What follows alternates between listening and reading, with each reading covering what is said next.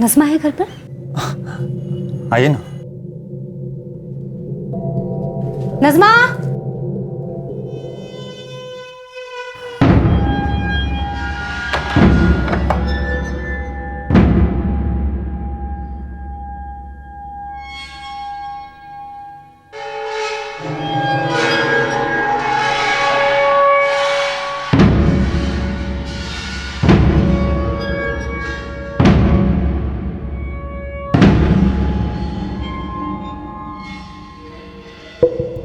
Najma! Najma! Najma! Najma! Najma!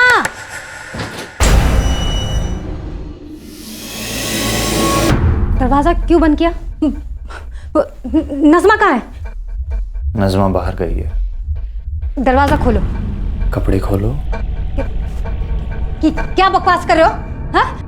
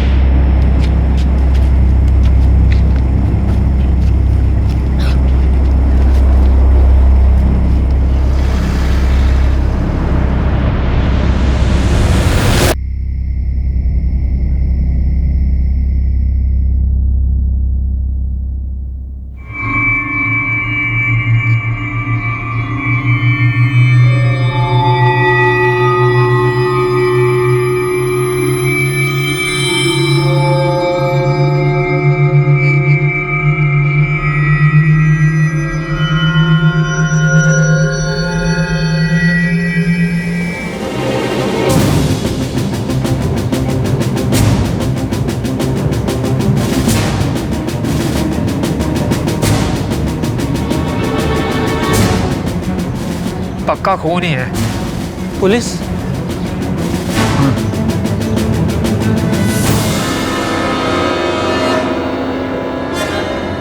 Hello साहब, रावजी पाड़ा से बोल रहा हूँ।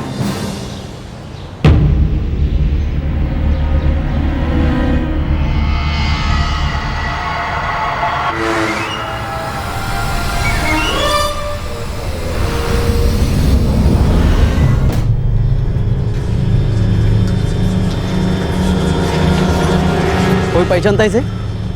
देखा होगा कभी आसपास? देखिए ठीक तरह से। साहब ये कचरा डालने आया था, तब इसने पहले देखा, फिर मुझे बुलाया और मैंने सीधा आपको फोन लगाया। सर, बॉडी पर कोई आइडेंटिफिकेशन नहीं है। बॉडी को पोस्टमार्टम के लिए भेज दो। कोई आइडेंटिफिकेशन नहीं है यादव, ये ब्लाइंड केस है। 12 साल पहले यही पीड़ित भक्षक था और पीड़ित थी एक महिला जिसके साथ इस शख्स ने बलात्कार किया था। तो क्या यह मर्डर 12 साल पहले हुए उस हादसे से जुड़ा हुआ था?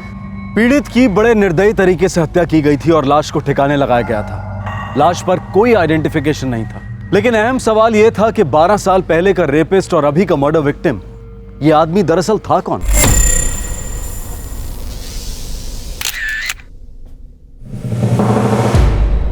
तीस से 35 के बीच की उम्र है। खतना हुआ है तो मुस्लिम हो सकता है। डेथ लगभग 12 से 14 घंटे के बीच में हुई है। मतलब कल रात 27 फरवरी को पहले मर्डर हुआ, फिर बॉडी को बोरी में भरकर कचरे के डिब्बे में फेंक दिया।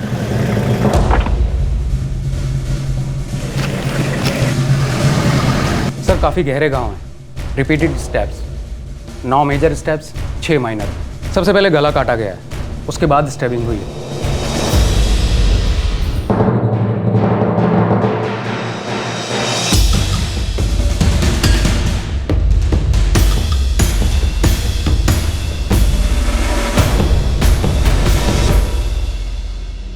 सर विक्टिम का फोटो सारे पुलिस स्टेशन में सर्कुलेट कर दिया है। लेकिन अभी तक किसी भी मिसिंग पर्सन के साथ में मैच नहीं। कत्ल को लगभग 40 घंटे हो गए, लेकिन अभी तक किसी भी पुलिस स्टेशन से कोई खबर नहीं आई। शायद ये आदमी मुंबई के बाहर का हो, या फिर मुंबई का ही होगा और बिल्कुल अकेला होगा। जादव इतनी ब्रूटल किलिंग, फिर बॉडी को बोरी में भरना, बांधना, फिर उसे ठिकाने लगाना एक आदमी का काम नहीं हो सकता। लेकिन सबसे पहले हमें पता लगाना है ये आदमी था कौन।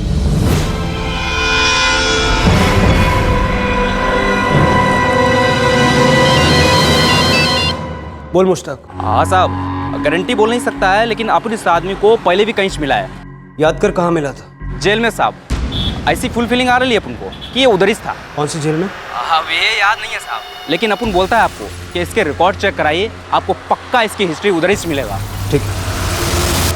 ब्लाइंड केस के अंधेरे में सुराग की एक सिंगल किरण भी टॉर्च बन जाती है, जो तहकीकात को एक नई दिशा देती है। इन्वेस्टिगेशन का खाता इस धुंधली सी खबर के साथ खुला कि शायद पीड़ित का क्रिमिनल रिकॉर्ड था और उसने जेल की सजा काटी थी।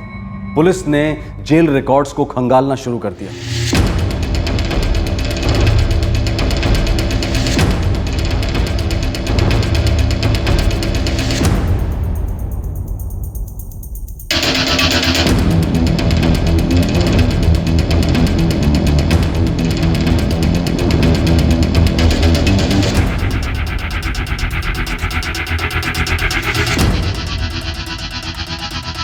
जेल में था तो क्रिमिनल हिस्ट्री तो होनी ही है। सर एक फोटोग्राफ, वो भी लाश का। पिछले 10 साल के क्राइम रिकॉर्ड्स हजारों होंगे, शायद लाखों होंगे। शुक्र करो जादव कि हम लोग कंप्यूटराइज जिंदगी जी रहे, वरना एक फोटोग्राफ को लाखों हिस्ट्री शीटर्स के फाइल के साथ मैच करना अपने आप में एक हिस्ट्री बन जाती।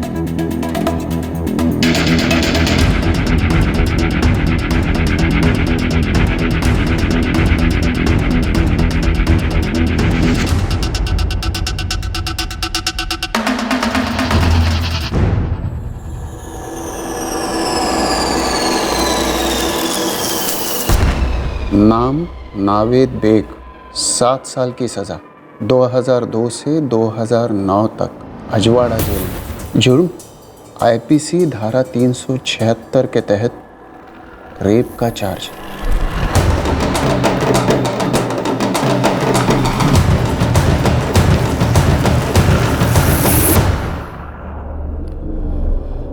रेप केस में 7 साल सजा काटी और जेल से छूटने के 5 साल बाद इसका मर्डर होता है। रेप केस में इसको गोविंदा का पुलिस स्टेशन ने अरेस्ट किया था सर। रिकॉर्ड्स निकालो।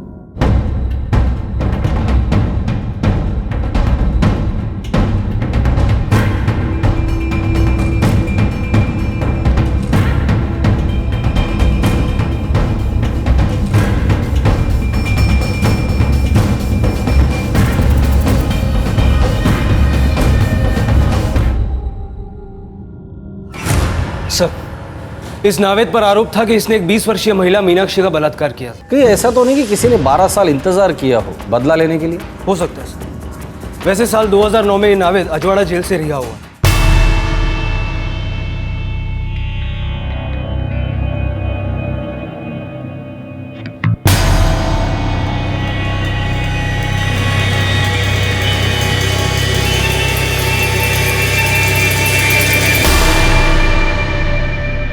पीड़ित महिला का नाम है मीनाक्षी शिर्के, उम्र 20 साल, नावेद के मोहल्ले में रहती थी। कौन सा मोहल्ला? शिवबरन चौल, गोविंद नाका। सर ये नावेद शादीशुदा था, पत्नी का नाम है नजमा बेग। नावेद की बीवी नजमा शायद अब भी वही रहती हो। सर नावेद के माँ बाप यूपी में रहते हैं, उनका एड्रेस भी है इसमें। पहले यहाँ का पता चेक कर ले, नावेद की बीवी नजमा यहाँ रहती है या नहीं।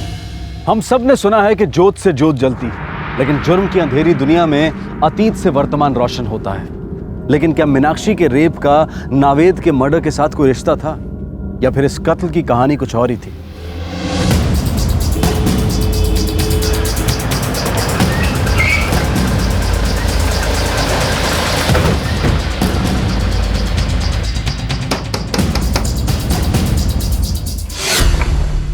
जी? नावेद बेग यहाँ रहता था अपनी बीवी नजमा के साथ। वो तो बहुत पहले रहते थे साहब, मैंने सिर्फ उनका नाम सुना है। मेरा नाम विकास गावड़े है और मैं इस खोली में लगभग 4 साल से रह रहा हूँ। ये नावेद की बीवी नजमा कहाँ रहती, कुछ पता है आपको? नहीं साहब, कुछ पता तो नहीं है। मैं तकरीबन 2009 से यहाँ पर रह रहा हूँ। उस दौरान काफ़ी कुछ सुना था। क्या सुना था उनके बारे में? यही कि नजमा की सहेली थी मीनाक्षी शिर्के, और इस नावेद बेग ने उसका रेप किया था। मीनाक्षी कहाँ रहती है, कुछ पता है आपको? नहीं सर, कुछ पता नहीं है, लेकिन सुना था कि यहीं कहीं आसपास ही रहती थी।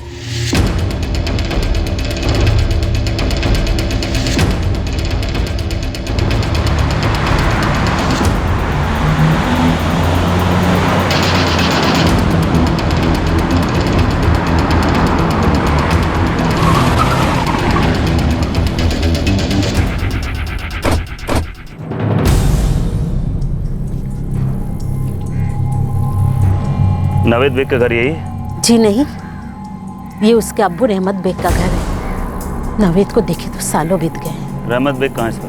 खेत गए हैं। सब खैरियत तो है? नावेद की कोई खबर? मुंबई पुलिस को नावेद की लाश मिली।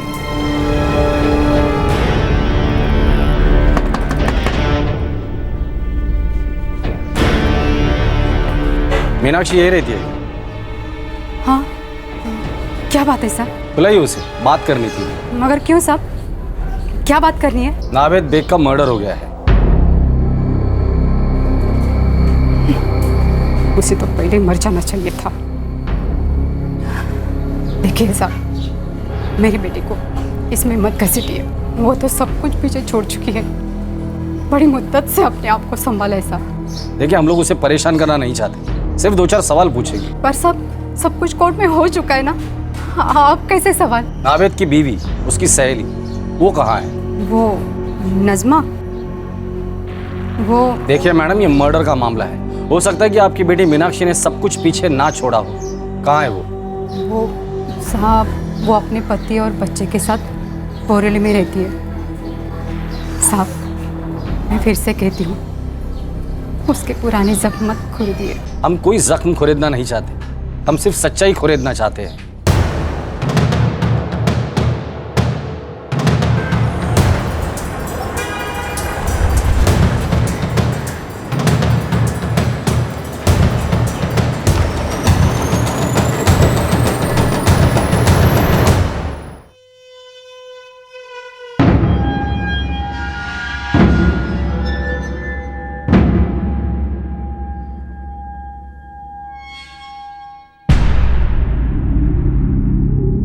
मुझे नावेद बेग की मौत की खबर सुनकर कुछ हो नहीं रहा है साहब।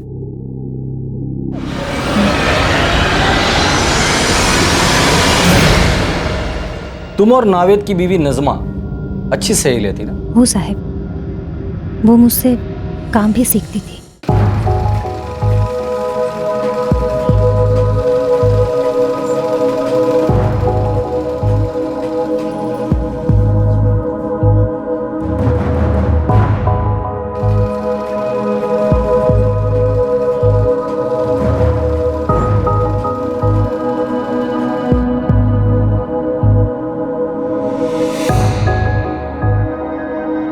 मेरी इतनी अच्छी सहेली का पति इतना गिरा हुआ निकलेगा, मैंने कभी नहीं सोचा था साहब। मैं हमेशा की तरह नज़मा से मिलने उसके घर गई थी।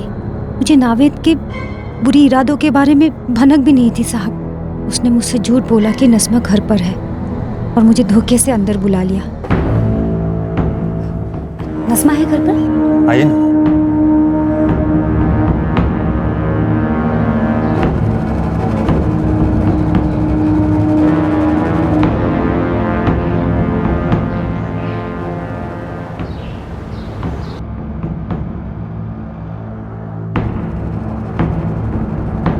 उसे लगा था कि मैं चुप रहूंगी, दब कर बैठूंगी, लेकिन मुझे बहुत गंदा लग रहा था, बहुत ही ज्यादा।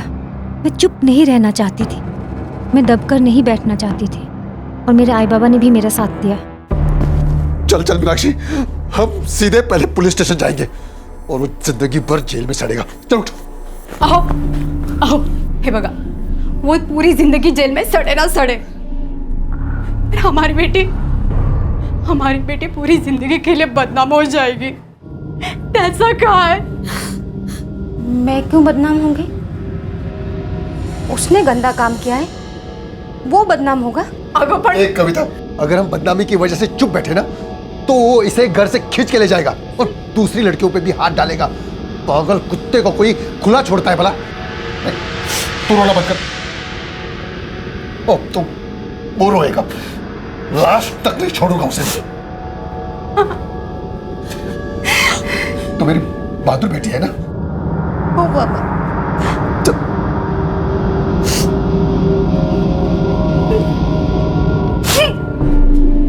साहब, ये तो बताइए मेरे शौहर ने किया क्या है? तुम्हारे शौहर ने एक औरत का रेप किया है। नामुमकिन है, वो औरत झूठ बोल रही होगी। तो जाकर पूछो अपनी सहेली मीनाक्षी से। चला गया ला चल।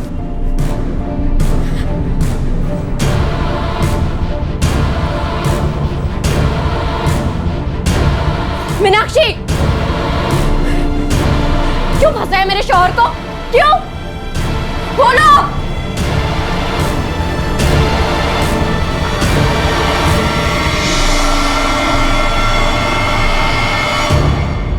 नज़मा, आई बाबा की कसम, मैंने नहीं फंसाया तेरे शौहर को, बल्कि उसने मुझे फंसाया। मेरे शौहर ऐसे नहीं है। ऐसे है नज़मा, ऐसे है।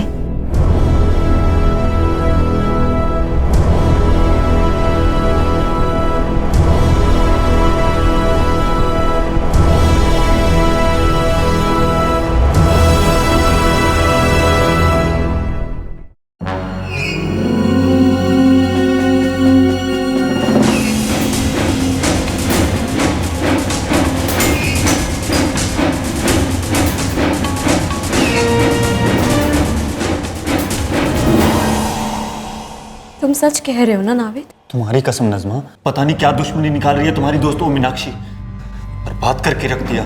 किसने किसे बर्बाद किया? उसने मुझे, हम दोनों को नज़मा। नहीं, बर्बाद तुमने किया, उसे भी और मुझे भी। हम दोनों की जिंदगियां बर्बाद कर दी तुमने। उसके साथ जबरदस्ती की और अभी मुझसे झूठ बोल रहे हो तुम नाविद। नहीं नज़मा, मैं मानता हूं मैं थोड़ा भटक गया था, लेकिन शुरुआत उसने की। वो मौका देखकर आई घर पर जब तुम नहीं थी, और सारी बेशर्मियां उसी ने शुरू की मेरे साथ। मीनाक्षी की डॉक्टरी जांच हुई है, पुलिस ने मुझे सारे कागज दिखाए हैं। तुमने उसके साथ जबरदस्ती की है, खराब कर दिया तुमने उसे। अरे तुम जानवर हो। घिन आ रही है मुझे तुमसे, और अपने आप को तुम्हारी बेगम कहते हुए शर्म महसूस हो रही है। तुम्हारा मेरा आज से कोई रिश्ता नहीं है। तुमने जो ये किया है ना, इसकी तुम्हें कड़ी से कड़ी सजा मिलनी चाहिए। नज़मा मेरी बात सुनो। नज़मा, नज़मा। मैं कोर्ट में लड़ती रही साहब। मैं नावेद को कड़ी से कड़ी सजा दिलवाना चाहती थी, जो तुमने उसे 12 साल बाद दिलवाई, सजाए मौत। जब मेरे साथ रेप हुआ था ना साहब, ना ही मैंने मेरे आई बाबा से छुपाया, ना मोहल्ले वालों से, ना ही किसी और से। मैं लड़ती रही। मैं चाहती थी कि नावेद को सजा हो, और उसे सजा मिली।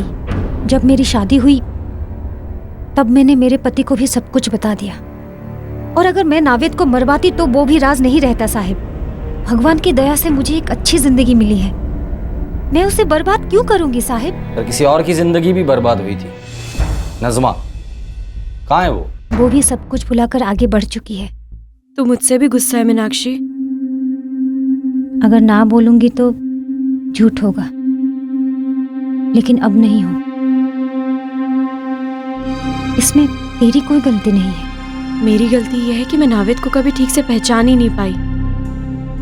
बस प्यार हुआ और शादी कर ली। कभी सोचा ही नहीं था कि वो ऐसा निकलेगा।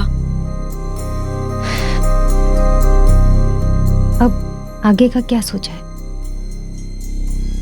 नाविद तो 7 साल के लिए अंदर हो गया, और मेरी जिंदगी से हमेशा के लिए बाहर हो गया। मामू ने कहा है कि मेरा तलाक करवा देंगे, और फिर मैं भी दूसरी शादी कर लूंगी, पर इस बार सोच समझ कर। वो कहते हैं ना कि छाछ भी फूक फूक कर पीनी पड़ेगी। मुझे भी। मैं नज़मा की दूसरी शादी में गई थी साहब।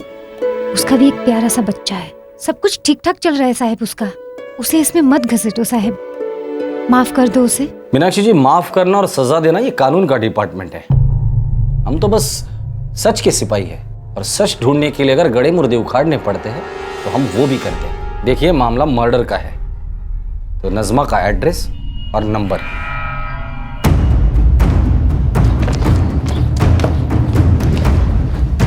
सर लगता है मीनाक्षी सच बोल रही है। जादव, अक्सर लोग अपने आप से कोई झूठ इतनी बार बोलता है कि सच में उन्हें वो सच लगने लगता है, खासकर एक ऐसा झूठ जो कोई दर्द छुपाने के लिए बोला गया।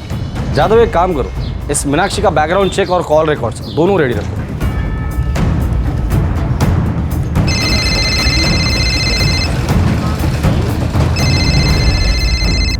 हेलो,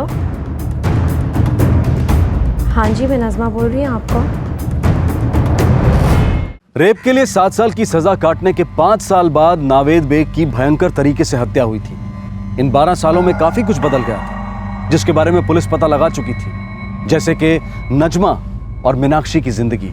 लेकिन इन 12 सालों में नावेद के साथ क्या हुआ था, इसकी किसी को कोई खबर नहीं थी, यहां तक कि उसके माता पिता को भी नहीं, जिनकी जिंदगी में उनका बेटा नावेद 12 साल बाद दाखिल हुआ था, तब जब बहुत देर हो चुकी थी।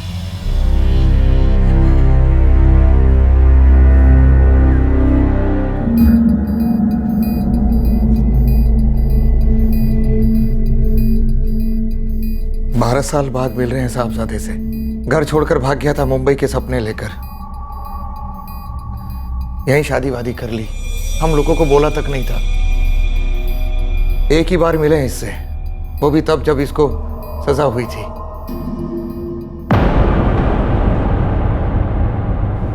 गलती हो गई अब्बू।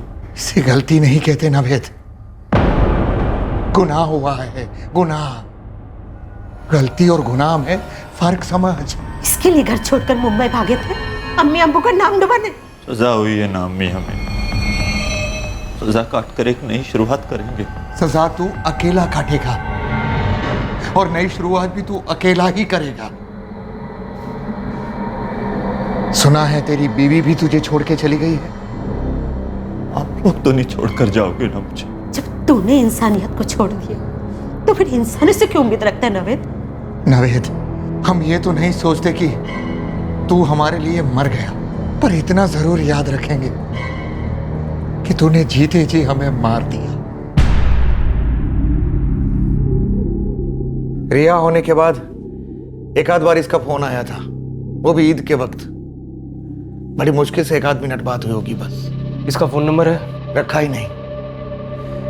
जब इससे कोई रिश्ता रखना ही नहीं था तो फोन नंबर लेके क्या करते? सर, मुझे नहीं पता कि नावेद रिहाई के बाद कहाँ गया, क्या काम करता था। मेरा उससे ताल्लुक ही नहीं रहा। 1 हफ्ते पहले नावेद का मर्डर हो गया नज़मा जी। क्या इस कत्ल से आपका कोई ताल्लुक है? सर, कत्ल तो 12 साल पहले हुआ था, मेरे भरोसे का। साहब, एक गरीब और यतीम लड़की थी मैं, अपने मामू की मेहरबानी पर पल रही थी। एक दुकान में झाड़ू पोछा करती थी जब नावेद से मिली थी। कहाँ काम करता था नावेद? साहब, एक किराने की दुकान पर पैकिंग का काम करता था।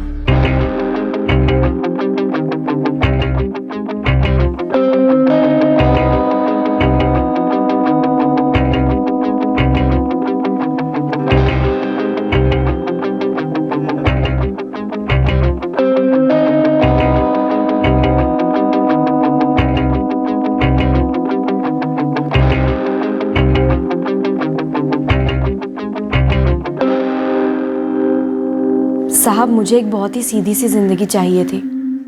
आदमी प्यार करे, छोटा सा घर हो, बच्चे हों, मुझे ये सब कुछ मिला। लेकिन नावेद को छोड़ने के बाद, नावेद मेरे लिए सिर्फ एक बुरा सपना है, और उसका नाम याद करके भी मुझे सिर्फ शर्मिंदगी महसूस होती है। और अब उसका नाम मिट चुका है। सर, उसका नाम मैंने नहीं मिटाया है। मीनाक्षी भी अपनी जिंदगी में आगे बढ़ गई और फिर मैंने भी पीछे कभी पलट कर नहीं देखा।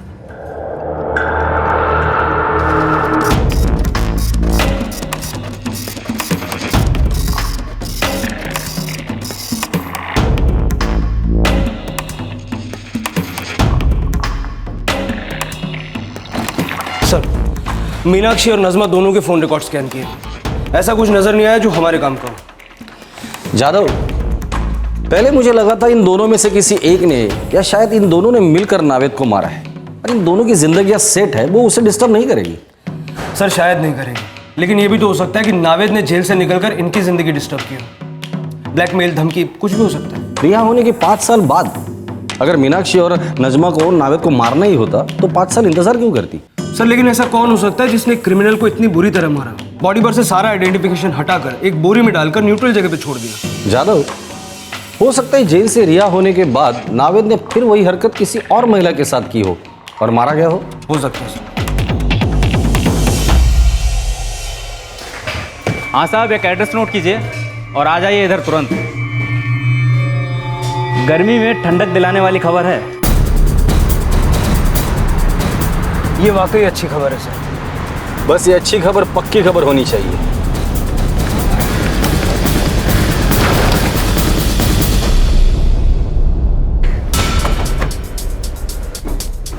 साहब, ये इस यूनिट के सुपरवाइजर हैं, नाम है सागर भाई। नमस्ते साहब। ये नावेद बेग यहाँ कब से काम करता है? 1 साल से करता है साहब, लेकिन पिछले 1 हफ्ते से बिल्कुल गुल है साहब। फ़ोन भी ऑफ है। वो सुमित भी बड़ा परेशान है उसको लेकर। सुमित कौन? सुमित काल से साहब, यहीं पे काम करता है। आज नाइट शिफ्ट है उसका। ये नावेद का दोस्त है? साहब, नावेद को उसी ने काम पे लगाया था। नावेद उसी की बस्ती में रहता है। बस्ती का एड्रेस और दोनों के नंबर चाहिए मुझे। एड्रेस बोले तो साहब वो कखीरा नगर की चाली है ना, वहीं पे दोनों रहते हैं। और नंबर देता हूँ। वैसे साहब, माजरा क्या है? ये नंबर दो ना सागर भाई। माजरा क्या है बताता है ना अपन बाद में, तबीयत से। नाइक, नंबर ले गया 444787658। नावेद बेग का नंबर है, रिकॉर्ड्स मंगवाओ।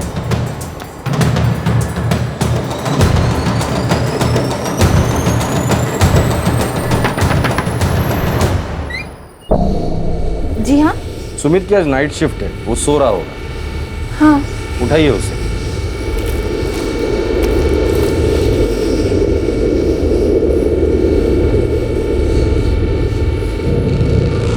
तुम्हारा दोस्त नावेद कहाँ है?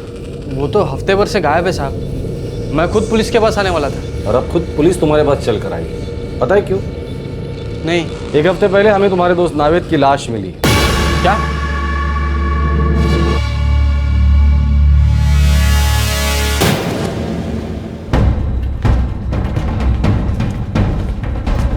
साहब, यहाँ रहता था नावेद, किराए का घर है।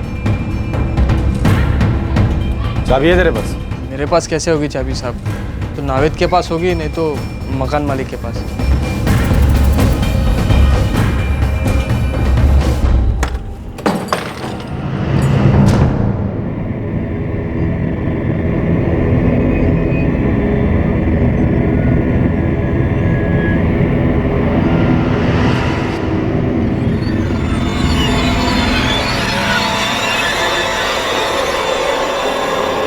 ये नावेद से तुम्हारी गहरी दोस्ती है क्या? अच्छा दोस्त था साहब मेरा। ये गोली भी मैंने ही फिक्स करवाई थी उसके लिए बात करके। पहले उधर फैक्ट्री में सोता था ना। तुम्हारे घर में तुम और तुम्हारी बीवी रहते हैं ना? नहीं साहब, वो मेरी बीवी नहीं है, मेरी भाभी है, मेघना भाभी, बड़े भाई की पत्नी अजिंक्य काल से। और भाई क्या करता है? वॉचमैन है साहब। ये नावेद को किसने मारा होगा? कुछ पता नहीं साहब, मेरा तो सुन के ही दिमाग सुन हो गया है। ये उंगली को क्या हो गया? कुछ नहीं साहब, वो फैक्ट्री में लग गया। ये नावेद को कब से जानते हो और कैसे जानते हो? पिछले 1 साल से जानता हूँ साहब। वो दारू के अड्डे पे दोस्ती हुई थी, उसको काम चाहिए था और मैंने हमारे साहब से बात करवा के उसको काम पे लगाया। अच्छा, उसने तुम्हें कभी बताया था कि पहले वो क्या करता था, कहाँ से आया था? नहीं साहब, वो पहले का कुछ बात नहीं करता था। हाँ, एक बार उसने बोला था कि शादी हुई थी करके और बीवी छोड़ के भाग गई। ठीक है, जरूरत पड़ी तो दोबारा फोन करूंगा। साहब, मेरा नंबर है ना। सुमित, हमारी नजर है तुझ पर, और नंबर क्या चीज है? उंगली संभाल।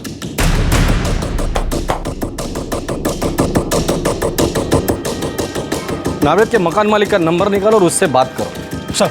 और ये सुमित, उसके हर एक मोमेंट को ट्रैक करना, उसका इतिहास भूगोल खोद कर निकालना। ये लड़का कुछ तो छुपा रहा है। उसकी उंगली फैक्ट्री में काम करते वक्त नहीं कटी। सबसे पहले गला काटा गया है, उसके बाद स्टैबिंग हुई।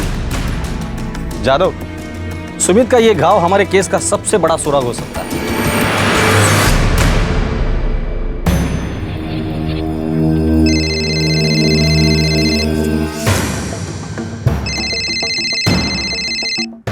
हाँ बोल सुमित। दादा, वो पुलिस वाले आए थे नावेद के बारे में पूछने। क्या बोला तूने? मैंने उनको उसका घर दिखा दिया। ठीक है, मैं संभाल लूंगा, तू फिक्र मत कर। रखता हूँ। दादा। हाँ क्या? वो लोग उंगली पर पट्टी के बारे में पूछ रहे थे। तो क्या बोला तूने? मैंने उनको बता दिया, काम करते लग गया। ठीक है, मैं देखता हूँ, करता हूँ कुछ।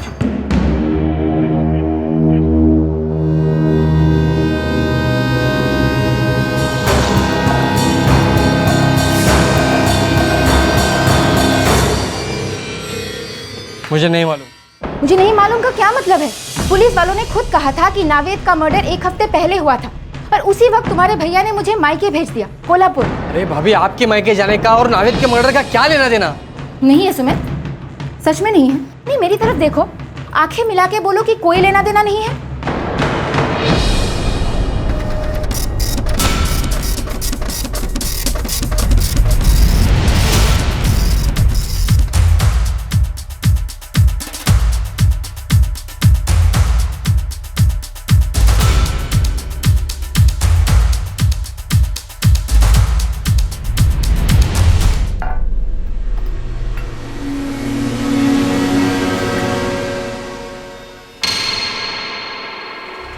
मेघना, तू खाना खा के सो जा, हम लोग बाहर खाने वाले। लेकिन तुम लोग जा कहाँ रहे हो और हो क्या रहा है, मुझे बता क्यों नहीं रहे हो? सब बताऊंगा, लेकिन अभी नहीं। और सुन, वो एकदम से बंद रखना। कोई भी कुछ भी पूछे, तुझे सिर्फ इतना ही कहना है कि मुझे मालूम नहीं, समझी?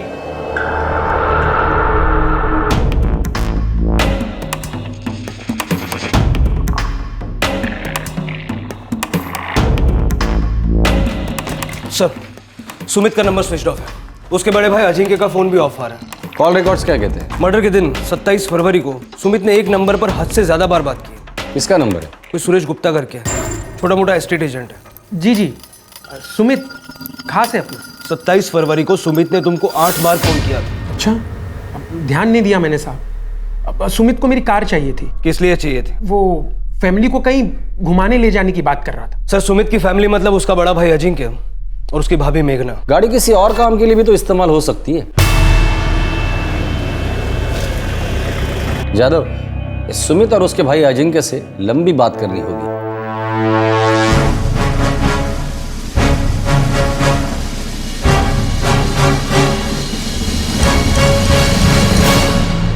कुछ बोले ही नहीं कब लौटेंगे, बड़े हड़बड़ी में निकल गए, कुछ भी नहीं बोला। उन दोनों के फोन भी स्विच ऑफ है। कहाँ गए ये दोनों? नहीं मालूम साहब। क्या नावेद बेग के मर्डर में तुम्हारा पति और देवर शामिल है? नहीं साहब, वो लोग खूनी नहीं है। सुरेश गुप्ता को जानती हो? हाँ साहब, नाम सुना है। शायद इन दोनों के दोस्त है, लेकिन मैं मिली नहीं हूँ इनसे कभी। 27 फरवरी के रात को तुम्हारे देवर ने उससे गाड़ी मांगी थी, ये कहकर कि तुम तीनों घूमने जा रहे हो। 27 फरवरी की रात को? नहीं साहब, उस रात तो हम कहीं घूमने नहीं गए थे। 27 की सुबह सुबह उन्होंने मुझे कोल्हापुर के लिए रवाना किया था। पूरे 1 हफ्ते बाद परसों ही मैं मायके से लौटी हूँ। सुरेश गुप्ता से कहना कि अपनी गाड़ी लेकर पुलिस स्टेशन आ जाए, तलाशी लो गाड़ी की। पता चल जाएगा ये सुमित और उसका भाई अजिंक्य कौन सी फैमिली को कहाँ घुमाने लेकर गए थे। सर,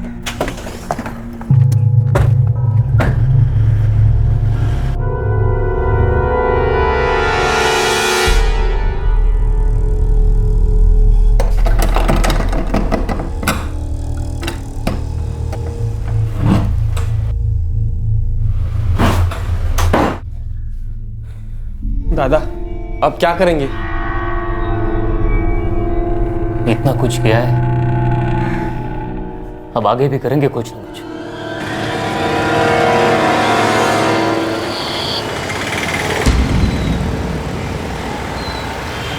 कितने दिन बाद मीनाक्षी? हाँ रे,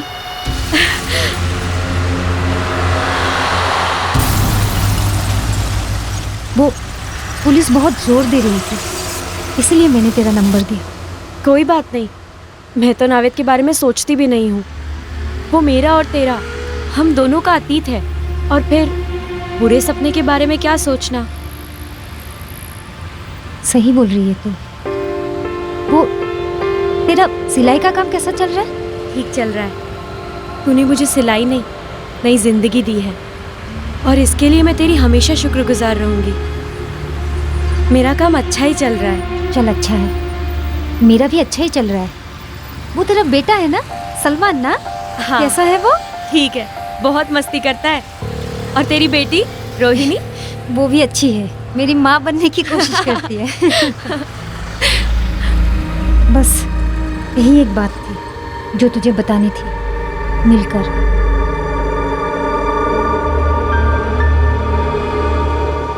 ठीक है, फिर मैं चलती हूँ। अपना ख्याल रखना। तू भी।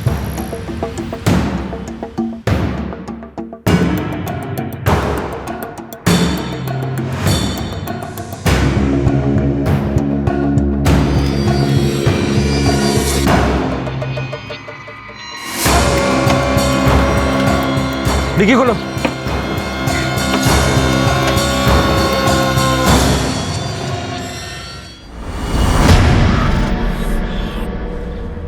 सर, खून के निशान हैं।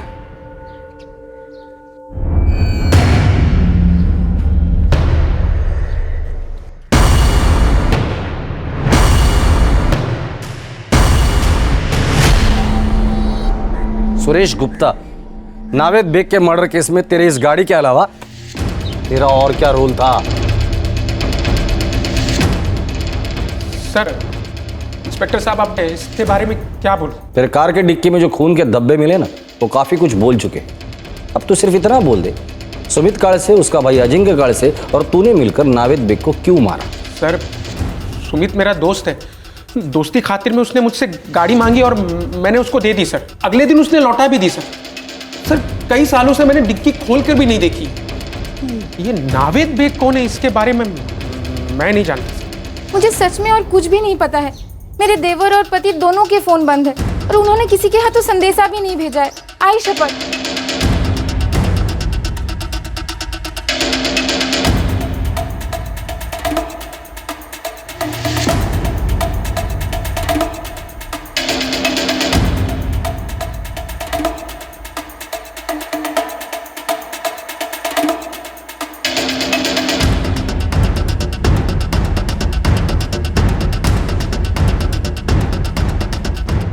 सर, मैंने मीनाक्षी, नज़मा, सुमित और अजिंक्य के बीच फोन पर कनेक्शन ट्रेस करने की कोशिश की, लेकिन कोई कनेक्शन बन नहीं रहा सर। एटलीस्ट फोन पर तो नहीं। जादव, क्रिमिनल दिमाग जितना मर्डर के बारे में सोचता है ना, उतना ही उससे बच के निकलने के बारे में सोचता है। और चार चार अपराधियों के दिमाग अगर साथ मिल जाए तो 4 गुना चौकन्ना प्लान होगा कि कोई भी कनेक्शन ना मिले जो उन्हें आपस में जोड़ता हो। मैं किसी सुमित कालसे या अजिंक्य कालसे को नहीं जानती साहब। नज़मा जानती है? मुझे कैसे पता होगा साहिब? मुझे बस इतना ही पता है कि आप अपना और मेरा टाइम खराब कर रहे हो। साहब, आप मेरा वक्त बर्बाद कर रहे हैं। मेरा काम रुका हुआ है, अपने बच्चे को भी पड़ोस में रख कर आ रही हूँ। मैं इस सब के बारे में कुछ नहीं जानती हूँ। आप वही सवाल बार बार कर रहे हैं। ठीक है, इस बार नया सवाल पूछता हूँ। सुमित कालसे और अजिंक्य कालसे को कैसे जानती हो? अब ये लोग कौन है? सर, सुमित और अजिंक्य के घर पर हमने नॉनस्टॉप नजर रखी हुई है। अब तक दोनों लौटे नहीं हैं। जा जाकर कहाँ गए होंगे ये दोनों? सर, अजिंक्य की पत्नी मेघना, उसका मायका कोल्हापुर में है। हमने कोल्हापुर पुलिस को भी अलर्ट किया है। मुंबई में कोई दोस्त या रिश्तेदार?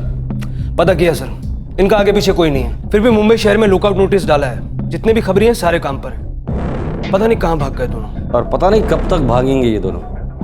ये दोनों करोड़पति भी नहीं है, लखपति भी नहीं है। खाने पीने के लाले पड़ जाएंगे।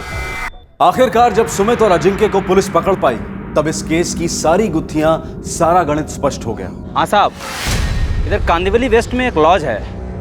आपके दोनों कबूतर पिछले 3 दिनों से यहीं पर गुटरगू कर रहे हैं। नजर मत हटाना, हम पहुंच गए। मिल गए सर। अब हमारे सारे सवालों के जवाब भी मिल जाएंगे। चलो।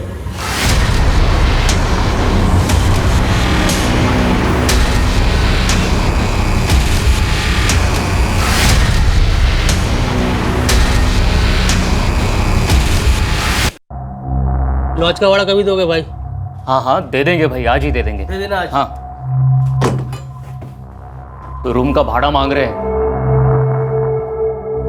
तेरे पास कुछ भी नहीं है क्या? दादा, अगर मेरे पास होते तो अच्छा नाश्ता नहीं किया होता। दादा, मैं कहता हूँ खिड़की से उतरकर भाग चलते। पुलिस पागलों की तरह ढूंढ रही है हमें। यही रहते हैं, यहाँ कोई नहीं पहुंच सकता।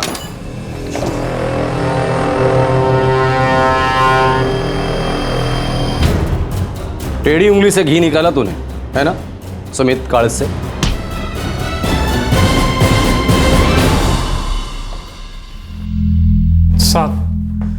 हमने कुछ नहीं किया साहब। नावेद तो मेरा खास दोस्त था साहब। जादव, एक बात समझ में नहीं आई, हर क्रिमिनल अपने गाने की शुरुआत इसी बेसुरे आलाप से क्यों करता है कि मैंने कुछ नहीं किया। फिर ऑर्केस्ट्रा कंडक्टर की तरह हमें हाथ में लकड़ी लेनी पड़ती है और फिर हम करते हैं सही ट्यूनिंग ऐसे। सुमित महाराज, आपके तानपुरे की एक तार वैसे भी टूटी हुई है, अगर हम रिपेयर करने जाएंगे ना तो पूरा तानपुरा खोलना पड़ेगा। साहब रुकिए, नावेद को हमने ही मारा। ये हुई ना बात। चलो गाओ, शुरू करो जुगलबंदी, लेकिन याद रखना एक भी सुर गलत लगा ना तो सही ट्यूनिंग हम करेंगे। गाओ।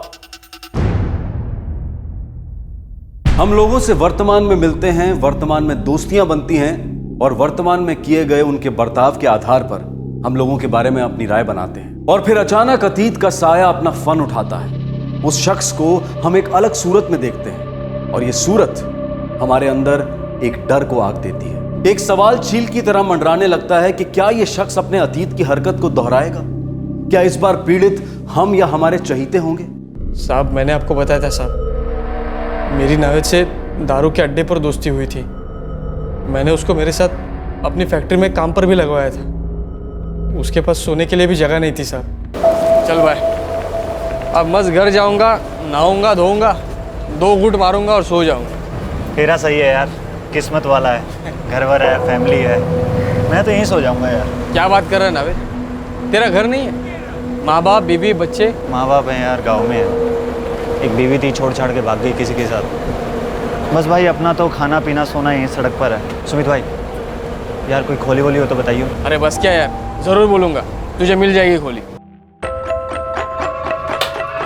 आ जाओ, ये देखो घर। देख, हर महीने के 1 तारीख को मेरे को भाड़ा मांगता है। 1 तारीख का 2 तारीख भी हुआ ना तो 3 तारीख को ये घर खाली करने का। पहले ही बोल। बिल्कुल नहीं होगा पवार बाबू। अरे पवार बाबू, मैं गारंटी ले रहा हूँ ना, ये मेरे साथ में ही काम करते हैं और मैं भी तो आपके बगल में ही रहता हूँ। आप 12 साल से जानते हैं मेरे को।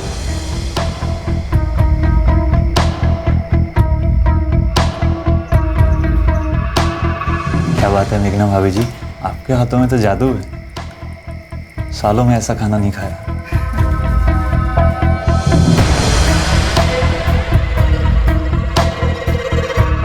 पहले मुझे कुछ भी आइडिया नहीं थी साहब कि ये नावेद कैसा है और ऐसा है तो क्यों है। मैं उसको शरीफ समझता था साहब।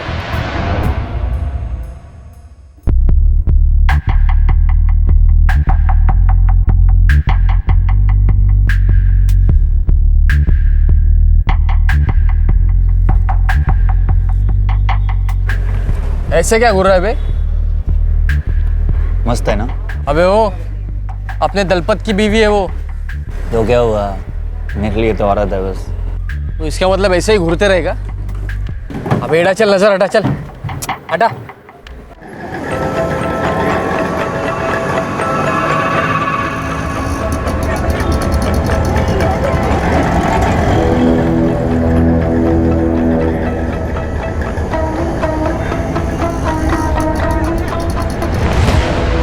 बस बस बस बस। ओए, वो छमिया कौन थी? बड़ा हाथ हिला रही तेरी तरफ। छमिया? ये नावेद तो अपने बांदोड़कर काका की बेटी है। बच्ची थी तब से जानता हूँ मैं उसको। लेकिन अब तो बच्ची नहीं है किसी भी एंगल से। ये नावेद, अपनी नज़र पर लगाम दे, समझा? अपने दिमाग को पागल घोड़े की तरह दौड़ा मत, नहीं तो गिरकर टांग टूट जाएगी तेरी। और लंगड़े घोड़े को ना अक्सर ठोक देते। मेरे भाई ऐसे ही देख रहा था, सच बोल रहा हूँ। वो भी कहाँ घोड़े दौड़ाने लगा और घोड़े चढ़ाने भी लगा मुझ पर।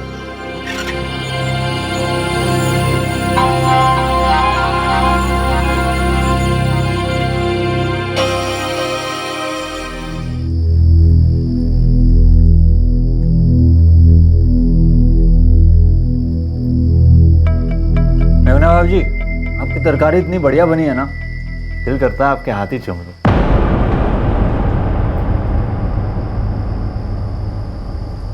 अब सुमित का दोस्त था, कभी कुछ अजीब सा बोलता था, हम लोग उतना दिल पर नहीं लेते थे। लेकिन बाद में वो थोड़ा ज़्यादा करने लग गया साहब। सुमित, क्या नावेद बेग ने तुम्हारी भाभी मेघना के साथ कुछ करने की कोशिश की थी?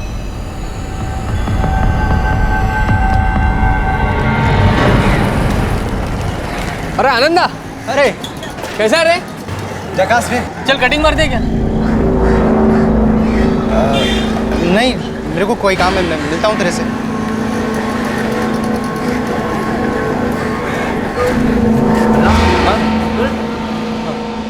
आनंद मेरे स्कूल का दोस्त है साहब, लेकिन उस दिन मुझे उसका बर्ताव खटका।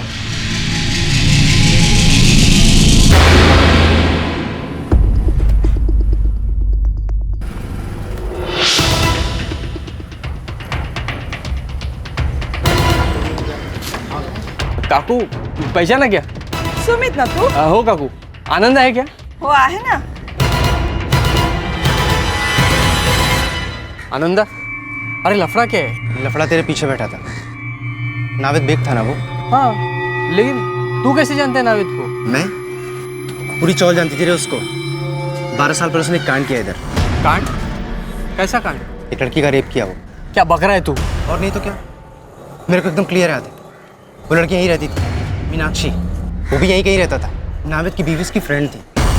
रेप के बाद पूरी चौल इसके पीछे खड़ी थी। 7 साल की सजा हुई उसको, उसकी बीवी ने भी उसे छोड़ दिया। एक नंबर का हलकट आदमी है साला। आनंद के खुलासे ने सुमित को पूरी और बुरी तरह से झकझोर कर रख दिया था। उस पल से सुमित नावेद की हर हरकत को शक की नजर से देखने लगा था। नावेद के साथ बिताया हुआ हर लम्हा उसे घिनौना लगने लगा था। अब सुमित के जहन में एक डर का बीज उगने लगा और बड़ी तेजी से इस बीज की जड़ें मजबूत होने लगी। सुमित अब नावेद के डर के साए में रहने लगा कि कहीं नावेद फिर से अपना पुराना जुर्म ना दोहरा दे। दादा, मुझे इसकी हिस्ट्री मालूम होती तो इसके साथ दोस्ती क्या दुश्मनी भी नहीं करता। देख, मैं तुझे कहने ही वाला था कि मुझे इस नावेद की नजर और जुबान दोनों गड़बड़ लगती है। अब तो सवाल ही पैदा नहीं होता कुछ कहने सुनने का। उसके साथ अपना वास्ता ही खत्म कर दे। सुमित, आज नावेद को नहीं लाया खाने पर? मैं देखती हूँ। तू बैठ। सुमित, तू देख। क्या भाई सुमित, मेरे को काम से लिए भी नहीं आ गया तो? भाई पेट में चूहे दौड़ रहे हैं। क्या बनाया भाभी ने? एक नावेद, आज के बाद इधर आना मत और मेरे से बात भी मत करना। चल निकल यहाँ से। क्या हो गया? बोला ना, बात भी नहीं। चल फुट। अरे फुट।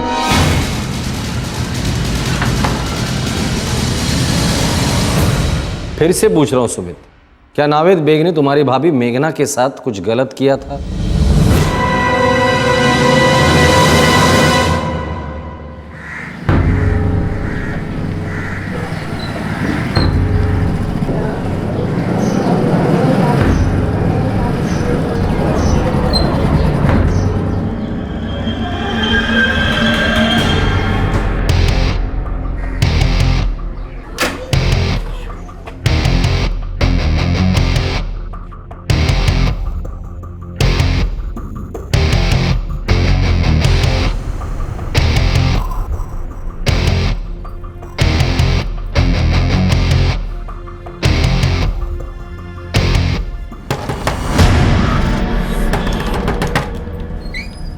क्या बात है सुमित, इतने जोर से क्यों दरवाजा खटखटा रहे हो? अच्छा सुनो, तुम भी चाय पियोगे क्या? मैं भी नावेद के लिए बनाने वाली थी। नहीं, फिर पीऊंगा भाभी जी। अभी निकलता हूँ। क्यों, क्या हुआ? मैं अभी बना दूंगी, 2 मिनट नहीं, लगेंगे। चलता हूँ मेघना। भाभी जी,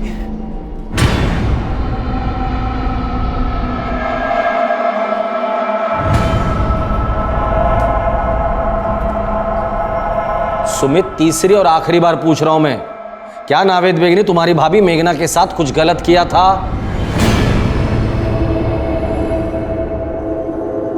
दादा, आज आप भाभी से बात करोगे? फोड़ा जितनी जल्दी फोड़ो उतनी तकलीफ कम।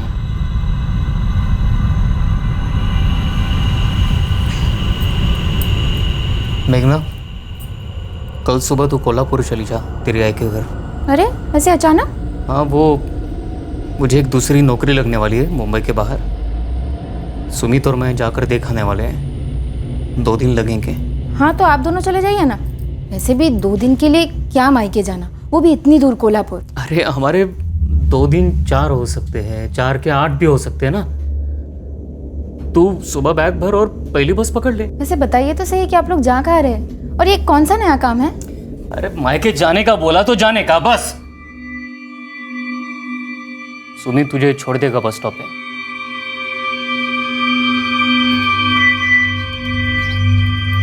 सुनिए, दोनों संभल के जाना, ख्याल रखना अपना। हाँ हाँ, तू टेंशन मत ले। अच्छा एक बात बताइए ना, आप लोग कहाँ जा रहे हैं? दिल को शांति मिलेगी। अरे 1 हफ्ते बाद जब लौटेंगे ना तब सब बता देंगे। तू जा अभी।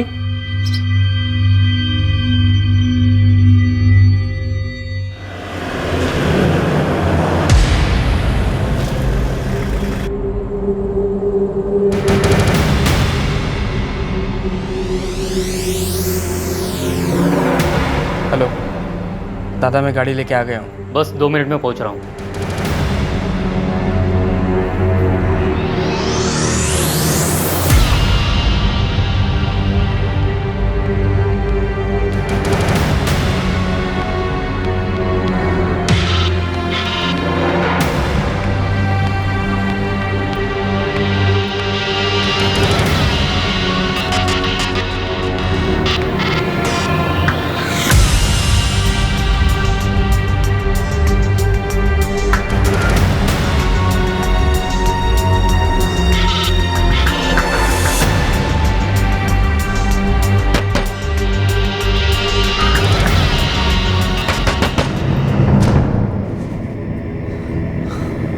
अरे रात को सूरज कहाँ से निकल गया भाई? आप दोनों और मेरे गरीब खाने में। आ जाओ भाई साहब, अंदर आ जाओ। आओ हुजूर, आओ, आ जाओ।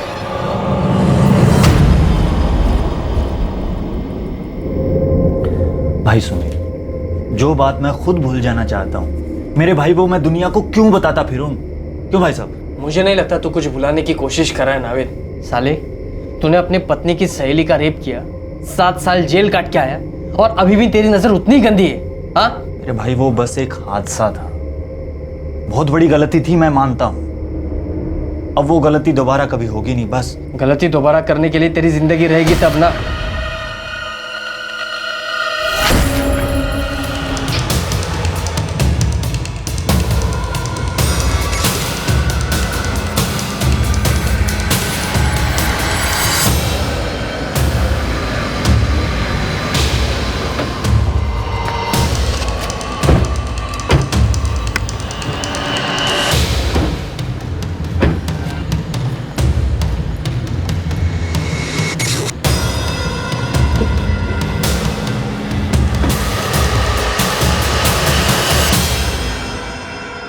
तुमने एक आदमी को इतनी बेरहमी से मार डाला क्योंकि तुम्हें डर था कि वो तुम्हारी भाभी, तुम्हारी बीवी के साथ कुछ करेगा? साहब, मुझे तो बाद में पता चला कि उसने रेप किया है। साहब, उसके पहले भी मैंने देखा था, वो औरतों को गंदी नजर से देखता था। पब्लिक प्लेस में औरतों को गंदी नजर से देखकर परेशान करने की सजा कानून देता है। तुमने तो उसे सजाए मौत ही दे दी। तो क्या करते साहब? चुपचाप बैठे रहते कि कब वो आएगा और कब इसकी भाभी के साथ कुछ करने की कोशिश करेगा? बेवकूफ वाली बात मत करो। अगर तुम्हें उसके बर्ताव से कुछ प्रॉब्लम थी तो अपने बीवी को आगाह करते थे। अगर ऐसी वैसी हरकत करता तो पुलिस में रिपोर्ट करते। मारने की क्या जरूरत थी? साहब, जो आदमी अपनी पत्नी की सहेली का अपने ही घर में बलात्कार कर दे, वो दूसरों की पत्नियों और बहनों के साथ कुछ भी कर सकता है साहब। लेकिन उसे मारने का हक किसने दिया तुम्हें? अपने डर को मारने के चक्कर में तुमने एक आदमी को ही मार डाला। तुम दोनों के डर ने तुम दोनों को भी क्रिमिनल बना दिया, जिसकी सजा तुम्हें जरूर मिलेगी। और कुछ सालों बाद जब जेल से छूटकर बाहर आओगे ना, तुम्हारी तरह 2 भाई तुम्हें देखकर ये सोचेंगे कि इन्होंने एक आदमी को मारा था, तो ये शायद हमें भी मार सकता है। और वो तुम्हारे खून के प्यासे हो जाएंगे, खत्म कर देंगे तुम दोनों को। तब कैसे रहेगा?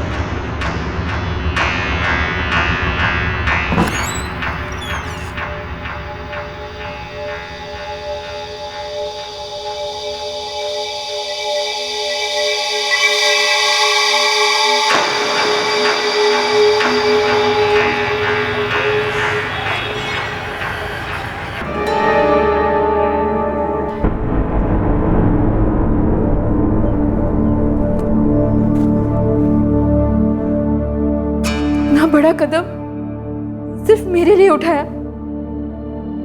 बोल दिया होता कि वो आदमी गलत है तो मैं उससे दूर ही रहती।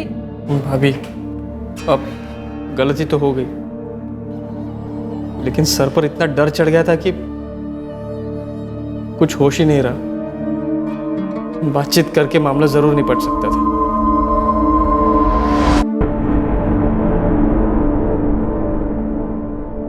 दोनों भाइयों सुमित कालसे और अजिंक्य कालसे को आईपीसी की धारा 302 के तहत हत्या के लिए, धारा 120 बी के तहत क्रिमिनल कॉन्स्पिरेसी के लिए और धारा 201 के तहत डिसअपेरेंस ऑफ एविडेंस के लिए बुक किया गया है। फिलहाल दोनों को जुडिशियल कस्टडी में भेजा गया है। यह सोचकर किसी व्यक्ति की जान लेना कि वो एक बार जुर्म कर चुका है तो वो आगे और भी जुर्म कर सकता है, यह अपने आप में एक विकृत सोच है। जुर्म का जवाब जुर्म कभी नहीं हो सकता। कानून में सिर्फ आत्मरक्षा के दौरान हुई हत्या के लिए माफ किए जाने का प्रावधान है। आपसे फिर मुलाकात होगी क्राइम पेट्रोल सतर्क में। तब तक अपना ख्याल रखें, सुरक्षित रहें और याद रखें, आवेश में आकर कोई कदम उठाने से समस्या और उलझती है, उसका समाधान नहीं मिलता।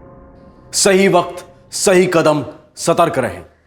जय हिंद। इस तरह के और भी एपिसोड देखने के लिए हमारे चैनल को सब्सक्राइब करें और बेल आइकन दबाना ना भूलें।